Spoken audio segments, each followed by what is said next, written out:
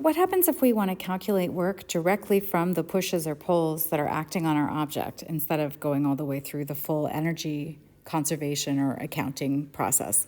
Then we would like an equation for work itself. We can get a hint for what this equation might be by looking at our constant acceleration particle model third kinematics equation.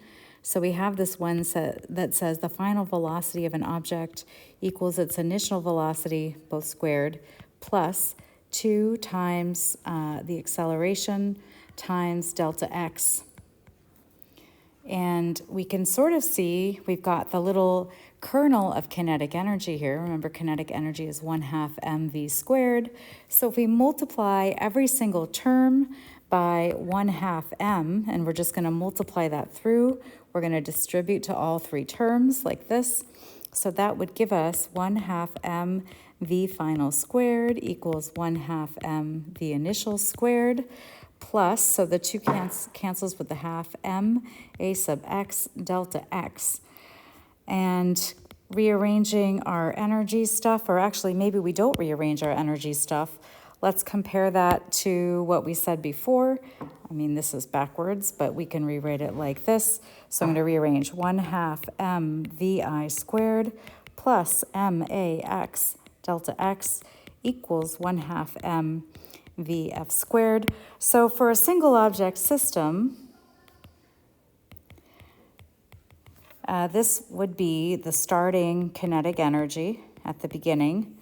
This would be the term that we would call the work, and this term is the final kinetic energy. So from this sort of analogy with one of our constant acceleration equations, we get the work done by, okay, so we've got max here. This looks like the net force, and this is the displacement. But these are both in the x direction. So work on the object would be the net force on the object in the x direction times the displacement along the x direction.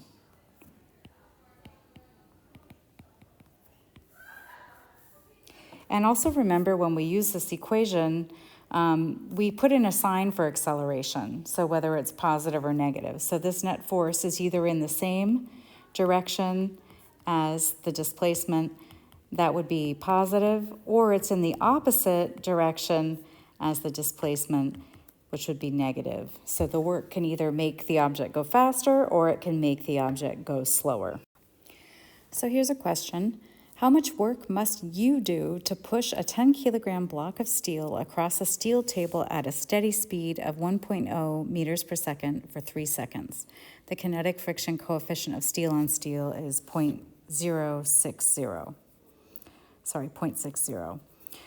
So let's think about what diagrams we could make for this. Let's say the steel block is all by itself in the system.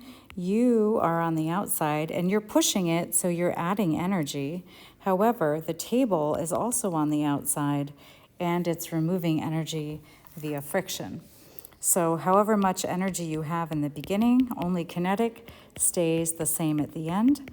And so in terms of a sum, like an energy accounting equation, you would have the initial energy of the steel block system plus the work that you do on the system minus the work that the table does on the system equals the final energy of the system. And these two things better add up to 0. So the work you do equals the work done by the table. And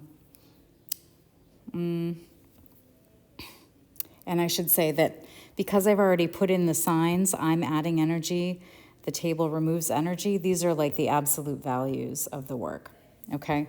So if we can figure out the friction force times the distance, then we can figure out our force.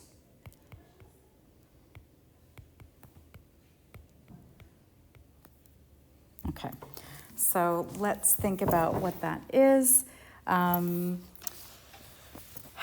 Friction. So our force diagram is going to look something like this. Really bad picture. It's balanced in both directions. So this is the force of U on the block. This is the normal force of the table on the block. This is the gravitational force of the Earth on the block, and then you've got the friction force of the table on the block.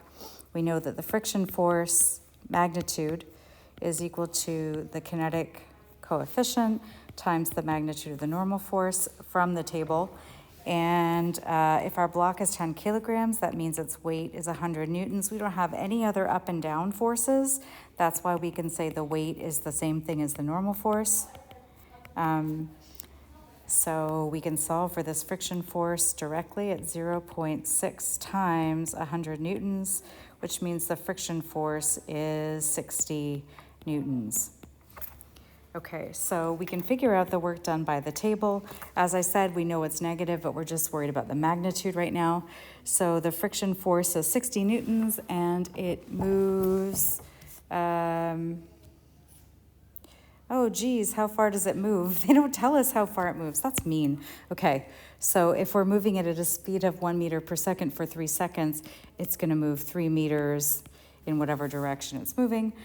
So again, we're just gonna ignore any and all directions here, but this would be 60 newtons times 3 meters is the work done by the table. So 180 joules, Newton meters is a joule.